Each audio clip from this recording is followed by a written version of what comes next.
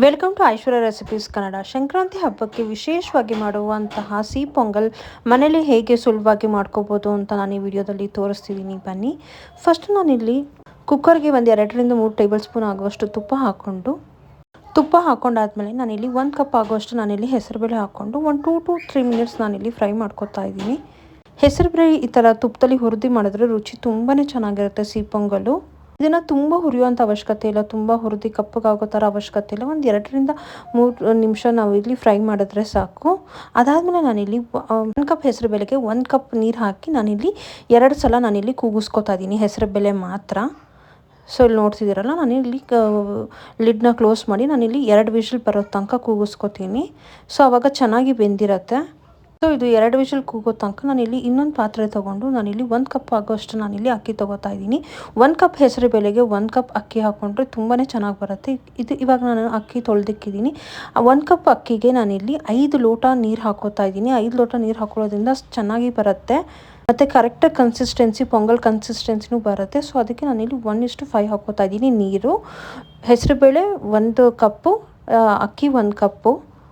ನಾವು ಈ ಥರ ಡೈರೆಕ್ಟಾಗಿ ಮಾಡಿಕೊಂಡು ಅಕ್ಕಿ ಬೇಯಿಸ್ಕೊಂಡು ಮಾಡೋದ್ರಿಂದ ರುಚಿ ತುಂಬಾ ಚೆನ್ನಾಗಿರುತ್ತೆ. ಎಲ್ಲ ಒಟ್ಟಿಗೆ ಹಾಕಿ ಬೇಯಿಸೋದಕ್ಕಿಂತ ಈ ಥರ ಮಾಡ್ಕೊಳ್ಳಿದ್ರೆ ತುಂಬಾ ಚೆನ್ನಾಗಿರುತ್ತೆ. ಸೊ ನಾನಿಲ್ಲಿ ಅಕ್ಕಿನ ಮತ್ತು ನೀರು ಹಾಕಿ ಇಲ್ಲಿ ಕುದಿಯೋಕೆ ಬಿಟ್ಟಿದ್ದೀನಿ. ಸೊ ಇಲ್ಲಿ ನೋಡ್ತಿದ್ದಾರಲ್ಲ, ಆಲ್ಮೋಸ್ಟ್ ಇಲ್ಲಿ ಕುದೀತಾ ಬರ್ತಿದೆ. ಮೆಥಡ್ ಮಾಡೋದ್ರಿಂದ ಪೊಂಗಲ್ ತುಂಬಾ ಚೆನ್ನಾಗಿರುತ್ತೆ. ಸ್ವಲ್ಪ ಟೈಮ್ ಕನ್ಸ್ಯೂಮಿಂಗ್ ಇರುತ್ತೆ, ನಾನಿಲ್ಲ ಅಂತ ಹೇಳಲ್ಲ, ಬಟ್ ಅದರ ರುಚಿ ಮಾತ್ರ ತುಂಬಾ ಚೆನ್ನಾಗಿರುತ್ತೆ. ಸೊ ಇಲ್ಲಿ ನೋಡ್ತಿದ್ದೀರಲ್ಲ, ಅಕ್ಕಿ ಎಲ್ಲ ಚೆನ್ನಾಗಿ ಕುದೀತಿದೆ ಇಲ್ಲಿ. ಇದನ್ನು ನಾನು ಲಿಡ್ ಕ್ಲೋಸ್ ಮಾಡಿ ಬೇಯಿಸ್ತಿಲ್ಲ, ಯಾಕಂದರೆ ಉಕ್ಕಿ ಬರಬಾರ್ದು. ಅದಕ್ಕೋಸ್ಕರ ನಾನಿಲ್ಲಿ ಡೈರೆಕ್ಟಾಗಿ ಹಾಗೆ ನಾನು ಇಲ್ಲಿ ಕುದಿಸ್ತಾ ಇದ್ದೀನಿ. ಸೊ ನಾನು ಅವಾಗವಾಗ ನೋಡ್ಕೋತಾ ಇರ್ತೀನಿ. ಸೊ ಈ ಥರ ಮಾಡೋದ್ರಿಂದ ಅಕ್ಕಿ ಸ್ವಲ್ಪ ಗಂಜಿ ಬಿಟ್ಟು ತುಂಬಾ ಚೆನ್ನಾಗಿರುತ್ತೆ ಟೇಸ್ಟು. ಯಾವಾಗಲೂ ಪೊಂಗಲಲ್ಲಿ ನಾವು ಡೈರೆಕ್ಟಾಗಿ ಕೂಗಿಸ್ಕೊಂಡ್ರೆ ಅದು ಗಂಜಿ ಬಿಡಲ್ಲ. ನಾವು ಈ ಥರ ಕುಕ್ಕರಲ್ಲಿ ಕೂಗಿಸಿದ್ರೆ ಗಂಜಿ ಬಿಡಲ್ಲ. ಸೊ ಡೈರೆಕ್ಟಾಗಿ ಇದು ಮಾಡಿದ್ರೆ ಗಂಜಿ ಬಿಡುತ್ತೆ ಅಂದ್ಬಿಟ್ಟು ನಾನಿಲ್ಲಿ ಡೈರೆಕ್ಟಾಗೆ ಮಾಡ್ತೀನಿ. ತುಂಬಾ ಚೆನ್ನಾಗಿರುತ್ತೆ ಟೇಸ್ಟು. ಅದಕ್ಕೋಸ್ಕರ ಇಲ್ಲಿ ನೋಡ್ತಿದ್ರಲ್ಲ, ಆಲ್ಮೋಸ್ಟ್ ಇದು ಅಕ್ಕಿ ಎಲ್ಲ ಬೆಂದು ಅನ್ನ ಆಗ್ತಾ ಬರ್ತಿದೆ. ಸೊ ಈ ಟೈಮಲ್ಲಿ ನಾನಿಲ್ಲಿ ಆವಾಗಲೇ ಬೇಯಕ್ಕೆ ಇಕ್ಕಿದ್ವಲ್ಲ ಹೆಸರುಬೇಳೆ, ಆಲ್ಮೋಸ್ಟ್ ಹೆಸರುಬೇಳೆ ಬಂದಿದೆ. ಸೊ ಹೆಸರುಬೇಳೆ ನಾನು ಇಲ್ಲಿ ಮಿಕ್ಸ್ ಮಾಡ್ಕೊತಾ ಇದ್ದೀನಿ. ಹೆಸರುಬೇಳೆ ಹಿಂಗೆ ಸ್ಮ್ಯಾಶ್ ಆಗಿದ ತಕ್ಷಣ ಹೆಸರುಬೇಳೆ ಸ್ಮ್ಯಾಶ್ ಆಗಿದೆ ನೋಡಿ. ಸೊ ಈ ಕನ್ಸಿಸ್ಟೆನ್ಸಿಲಿ ನಾನು ಇಲ್ಲಿ ಬೇಳೆ ಬೇಯಿಸ್ಕೊಂಡಿದ್ದೀನಿ. ಸೊ ಇವಾಗ 2 ಹಾಕಿ ನಾನು ಒಂದು 2 ನಿಮಿಷ ಕುದಿಸ್ಕೊತೀನಿ ಅಷ್ಟೇ. ಬಿಕಾಸ್ 2 ಹೊಂದ್ಕೋಬೇಕಲ್ಲ, ಅದಕ್ಕೋಸ್ಕರ ನಾನಿಲ್ಲಿ 2 ನಿಮಿಷ ಇಲ್ಲಿ ಬಿಟ್ಟು ಕುದಿಸ್ಕೊಂಡಿದ್ದೀನಿ. ಬೆಲ್ಲ ಹಾಕೋಕ್ಕಿಂತ ಮುಂಚೆ ಇದೆರಡು ಸ್ವಲ್ಪ ಮಿಕ್ಸ್ ಆಗಬೇಕು, ಅದಕ್ಕೋಸ್ಕರ ಇದಾದಮೇಲೆ ಬೆಲ್ಲ ಹಾಕಿದ್ರೆ ಸೊ ಎರಡಕ್ಕೂ ಬೇಳೆ ಮತ್ತು ಅಕ್ಕಿಗೂ ಚೆನ್ನಾಗಿ ಮಿಕ್ಸ್ ಆಗುತ್ತೆ. 1-2 ನಿಮಿಷ ಈ ಥರ ಕುದಿದ್ರೆ ತುಂಬಾ ಚೆನ್ನಾಗಿರುತ್ತೆ. 2 ಮಿಕ್ಸ್ ಆಗುತ್ತೆ. ಆವಾಗವಾಗ ನಾವಿಲ್ಲಿ ಕೈ ಆಡಿಸ್ತಿರ್ಬೇಕು, ಇಲ್ಲಾಂದರೆ ಸೀದೋ ಚಾನ್ಸಸ್ ಇರುತ್ತೆ. ಸೊ ಇವಾಗ ನಾನಿಲ್ಲಿ 4 ಕಪ್ ಆಗೋಷ್ಟು ನಾನಿಲ್ಲಿ ಬೆಲ್ಲ ಹಾಕೋತಾ ಇದ್ದೀನಿ. 1 ಕಪ್ ಬೇಳೆಗೆ ನಾನಿಲ್ಲಿ 4 ಕಪ್ ಆಗೋಷ್ಟು ನಾನಿಲ್ಲಿ ಬೆಲ್ಲ ಹಾಕೋತಾ ಇದ್ದೀನಿ. ನಂದು ಆರ್ಗ್ಯಾನಿಕ್ ಬೆಲ್ಲ ಆಗಿರೋದ್ರಿಂದ ನಾನಿಲ್ಲಿ ಪಾಕ ತೆಗೆದು ಇದು ಮಾಡ್ತಿಲ್ಲ, ಹಾಗೆ ಡೈರೆಕ್ಟಾಗಿ ಹಾಕ್ತಿದ್ದೀನಿ. ಸೊ ಇಲ್ಲಿ ನೋಡ್ತಿದ್ದೀರಲ್ಲ, ಸೊ ಈ ಥರ ಇದಾದಮೇಲೆ ಸ್ವಲ್ಪ ತಿರುಗಿಸ್ತಾನೆ ಇರಬೇಕು. ನಾನು ಈ ಬೆಲ್ಲ ಹಾಕಾದ್ಮೇಲೆ ನಾನಿಲ್ಲಿ ಕೊಬ್ಬರಿ ಹಾಕೋತಾ ಇದ್ದೀನಿ. ಕೊಬ್ಬರಿ ಜಾಸ್ತಿ ಹಾಕೋಷ್ಟು ತುಂಬಾ ಟೇಸ್ಟ್ ಇರುತ್ತೆ. ನಾನು ಕೆಲವ್ರು ಕಾಯಿ ಹಾಕ್ತಾರೆ, ನಾನಿಲ್ಲಿ ಕಾಯಿಗೆ ಏನು ಹಾಕಿಲ್ಲ, ಬೆರ್ರಿ ಕೊಬ್ಬರಿ ಹಾಕಿದ್ದೀನಿ. ಕೊಬ್ಬರಿ ಹಾಕೋದ್ರಿಂದ ತುಂಬ ಚೆನ್ನಾಗಿರುತ್ತೆ. ನಾನು ಬೇರೆ ಇಷ್ಟಕ್ಕೆ ನಾನಿಲ್ಲಿ ಅರ್ಧ ಆಗುವಷ್ಟು ನಾನಿಲ್ಲಿ ಕೊಬ್ಬರಿನ ತುರಿದು ಹಾಕಿದ್ದೀನಿ. ಅದಾದಮೇಲೆ ನಾನಿಲ್ಲಿ ಏಲಕ್ಕಿ ಪೌಡ್ರ್ ಹಾಕೋತಾ ಇದ್ದೀನಿ. ಏಲಕ್ಕಿ ಪೌಡ್ರು ಎಲ್ಲ ಸ್ವೀಟ್ಗೂ ಹಾಕೋದ್ರಿಂದ ತುಂಬಾ ಚೆನ್ನಾಗಿರುತ್ತಲ್ವ ಟೇಸ್ಟು.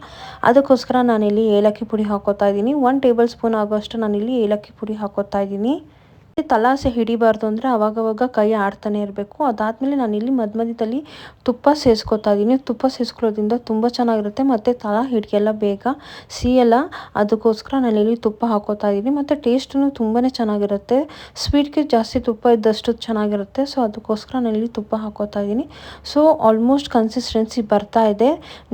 ನೋಡ್ತಿದ್ದೀರಲ್ಲ, ಪಾಕನೂ ಚೆನ್ನಾಗಿ ಕುದ್ದಿ ಈ ಕನ್ಸಿಸ್ಟೆನ್ಸಿ ಬರಬೇಕು. ನೀರು ಇದ್ದಾಗಲೇ ತೆಗೆದ್ರೆ ಆಮೇಲೆ ಆರಾದ್ಮೇಲೆ ಅದು ಗಟ್ಟಿ ಆಗಲ್ಲ. ಸೊ ಅದಕ್ಕೋಸ್ಕರ ನಾನು ಇಲ್ಲಿ ಈಗಲೇ ಎಲ್ಲ ಇದು ಚೆನ್ನಾಗಿ ಕುದಿಸ್ಕೊತಾ ಇದ್ದೀನಿ. ಇಲ್ಲಿ ನೋಡ್ತಿದ್ರಲ್ಲ, ಆಲ್ಮೋಸ್ಟ್ ಆಗಿದೆ.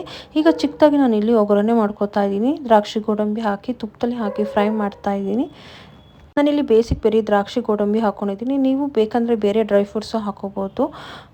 ಸಾಮಾನ್ಯವಾಗಿ ಸಿಹಿ ಪೊಂಗಲ್ಗೆ ಬೇರೆ ದ್ರಾಕ್ಷಿ ಗೋಡಂಬಿ ಹಾಕಿದ್ರೇ ಚೆನ್ನಾಗಿರುತ್ತೆ. ನಾನಿಲ್ಲಿ 2 ಟೇಬಲ್ ಸ್ಪೂನ್ ಅಷ್ಟು ಆಗೋಷ್ಟು ಗೋಡಂಬಿ ಹಾಕ್ಕೊಂಡಿದ್ದೀನಿ. ಸೊ ಇಲ್ಲಿ ನೋಡ್ತಿದ್ರಲ್ಲ ತುಪ್ಪದಲ್ಲಿ ಫ್ರೈ ಮಾಡ್ಕೋತಾ ಇದ್ದೀನಿ.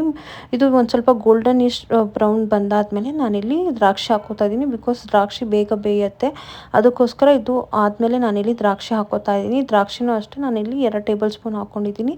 ನಿಮಗೆ ಇಷ್ಟ ಹಾಕೋಂಗಿದ್ರೆ ಜಾಸ್ತಿ ಪ್ರಮಾಣದಲ್ಲೂ ಹಾಕೋಬೋದು. ಸೊ ಅದನ್ನು ನಾನೇನು ಫ್ರೈ ಮಾಡ್ಕೊಂಡಿದ್ದೀನಿ ಈ ಸಿಹಿ ಪೊಂಗಲ್ಗೆ ನಾನಿಲ್ಲಿ ಮಿಕ್ಸ್ ಮಾಡ್ಕೋತಾ ಇದ್ದೀನಿ. ಸೊ ಇಲ್ಲಿ ನೋಡ್ತಿದ್ರೆ ಒಂಚೂರು ನಂದು ತಲಾಸಿದಿಲ್ಲ, ಪರ್ಫೆಕ್ಟ್ ಕನ್ಸಿಸ್ಟೆನ್ಸಿಲಿ ಮಾಡಿದ್ದೀನಿ. ಅದಾದಮೇಲೆ ನಾವಿಲ್ಲಿ ಫ್ರೈ ಮಾಡ್ಕೊಂಡಿರೋಂಥ ದ್ರಾಕ್ಷಿ ಗೋಡಂಬಿನೂ ನಾನು ಸೇರಿಸ್ಕೊತಾ ಇದ್ದೀನಿ. ಈ ಥರ ಸಿಹಿ ಪೊಂಗಲ್ ಮಾಡೋದ್ರಿಂದ ತುಂಬಾ ಚೆನ್ನಾಗಿರುತ್ತೆ ಟೇಸ್ಟು, ಮತ್ತು ಈ ಥರ ಮಾಡೋದ್ರಿಂದ ಬೇಗ ಕೆಡೋದು ಇಲ್ಲ. ಸೊ ಇಲ್ಲಿ ನೋಡ್ತಿದ್ದಾರೆ ಈ ಕನ್ಸಿಸ್ಟೆನ್ಸಿಲಿ ಬಂದಿದೆ. ಸೊ ಪರ್ಫೆಕ್ಟ್ ಆಗಿದೆ. ಈ ಸಂಕ್ರಾಂತಿ ಹಬ್ಬಕ್ಕೆ ನೀವು ನಿಮ್ಮ ಮನೇಲಿ ಮಾಡಿಕೊಂಡು ಕಮೆಂಟ್ ಸೆಕ್ಷನಲ್ಲಿ ಕಮೆಂಟ್ ಮಾಡಿ ಹೇಗೆ ಬಂತು ಅಂತ. Thank you for watching. Happy Sankranti.